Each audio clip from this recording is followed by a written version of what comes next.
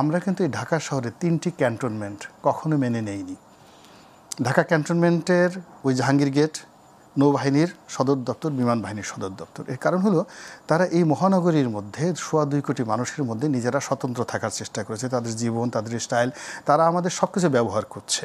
মানে যখন একটা আর্মির গাড়ি মতিঝিলে আসছে, আমরা তাদেরকে জায়গা দিচ্ছি, আমরা তাদেরকে সম্মান করছি, কিন্তু যখনই আমাদের সিভিলিয়ানদের গাড়ি জাহাঙ্গীর গেটে যাচ্ছে, মুহূর্তের মধ্যে আমরা সেদিকে কিন্তু তাকাতে পারছি না। এই যে ক্ষোভ, এই যে বেদনা, কিংবা দেখা যাচ্ছে যে আমাদের যত কষ্ট থাকুক, যত বেদনা থাকুক, যা কিছু থাকুক, আমরা সমস্ত কিছু দিয়ে আমাদের সশস্ত্র বাহিনীকে আমরা তাদেরকে লালন করছি, পালন করছি, বেতন দিচ্ছি, ভাতা দিচ্ছি, কিন্তু আমরা তাদেরকে ভয় পাই, আমরা তাদেরকে ভালোবাসতে পারি না, তাদেরকে নিয়ে গর্ব করতে পারি না।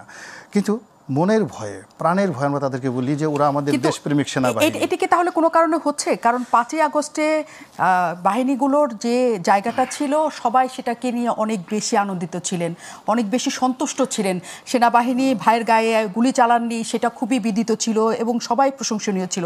হঠাৎ করে এই ধরনের একটা ক্ষোভের জায়গা কি কোনো কারণে তৈরি হচ্ছে? আমি প্রশ্নটা রেখে একটু যেতে চাই, কারণ ক্ষোভের জায়গা তৈরি করার কারণ হিসেবে ব্যবহার করা হচ্ছে কিনা, যেমন রাজনীতির জন্য লাশ চাই সবসময় বলা হয়ে থাকে, তেমন বাহিনীগুলোকে কোনো কারণে বদনামের একটা জায়গায় ফেলা হচ্ছে কিনা। কারণ আমরা দেখছি যে মুখোমুখি নানা কারণে এই জায়গাটা চলে আসছে।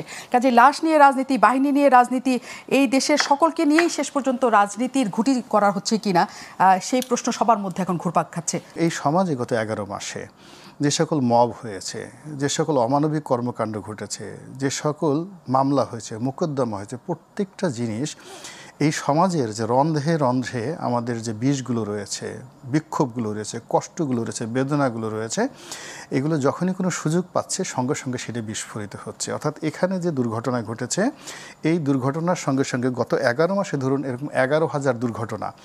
আমরা গ্রাম বাংলায় একটা সাধারণ কথা যে ধরুন কাউকে যদি সাপে কামড় দেয়, তখন করে কি তার শরীরে কখন একটা পিঁপড়া কামড় দিয়েছে, কখন একটা বল্লা কামড় দিয়েছে, ওই সকল বিষগুলো একত্রে এসে সেগুলো বিষক্রিয়া তৈরি করে, কিন্তু সেগুলো লুকায়িত থাকে। তো এই যে একটা দুর্ঘটনা হলো, সেই দুর্ঘটনার আগে ধরুন গত 6 মাসে আমাদের যে দুর্ঘটনাগুলো ঘটলো, সেই টোটাল দুর্ঘটনার বিষগুলো এখন একসাথে এসে কিন্তু এখানে জমা হয়ে বিস্ফোরিত হয়ে যাচ্ছে।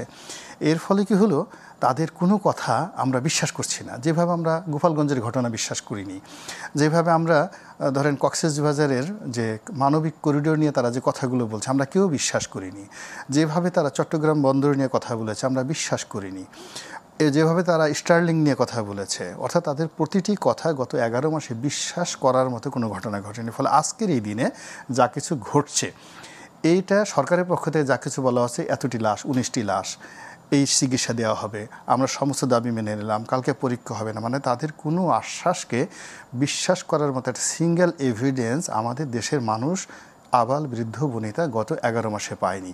ফলে তাদের প্রতি আস্থা স্থাপন করা যাচ্ছে।